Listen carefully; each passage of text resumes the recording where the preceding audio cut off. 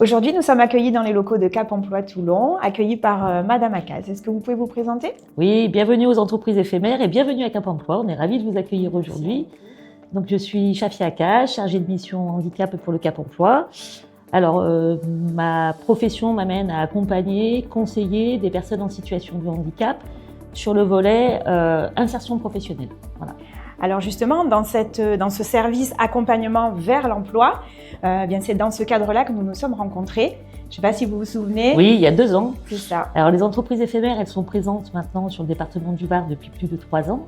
Première année, c'était ma collègue Amélie Collin qui était en charge de piloter avec vous l'activité des entreprises éphémères. En tous les cas, piloter, c'est au sens soutien de ce que Cap Emploi peut mettre en œuvre pour le retour à l'emploi durable des personnes en situation de handicap. L'année d'après, donc en 2023, on a eu l'occasion de travailler, de se présenter toutes les deux. Alors on peut donner même quelques détails sur cette rencontre fin 2023. 60 candidats recrutés. Et il se trouve que petit à petit, sur les 60 candidats, je me rends compte que j'ai 28 personnes en situation de handicap. Et là, effectivement, j'ai eu besoin d'expertise. La première étape de mon travail, c'était d'acculturer au niveau de France Travail et de Cap Emploi l'événement qui allait arriver, de présenter l'action et de mettre en place un sourcing. On va remercier Olivia et Claire à la direction territoriale de France Travail qui ont été d'un soutien important sur la partie administrative. Et après, effectivement, une fois qu'on a acculturé, il faut passer à l'étape supérieure, c'est celle effectivement de vous soutenir, vous, sur ce public-là. Et quel soutien cette année-là.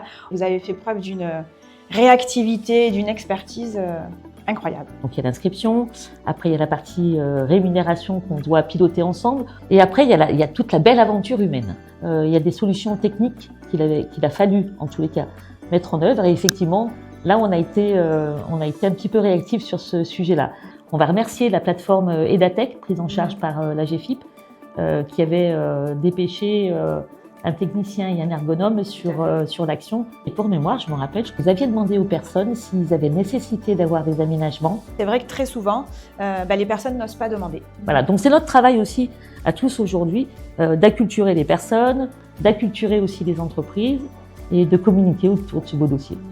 Et moi, ce que j'ai apprécié en tous les cas, des fois où je suis venue faire le Vie ma vie et puis prendre un petit peu la température de comment ça se passait pour nos apprenants, c'était de voir que finalement, au bout de 2-3 jours, tout était lissé.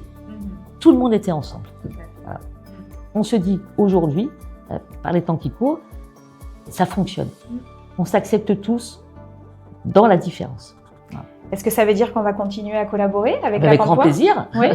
On est là pour soutenir. De toute façon, c'est notre priorité aujourd'hui aussi, de soutenir toutes les initiatives qui peuvent être mises en place pour le public qu'on accompagne. Alors effectivement, c'est un engagement, mais c'est un engagement qui nous tient à cœur.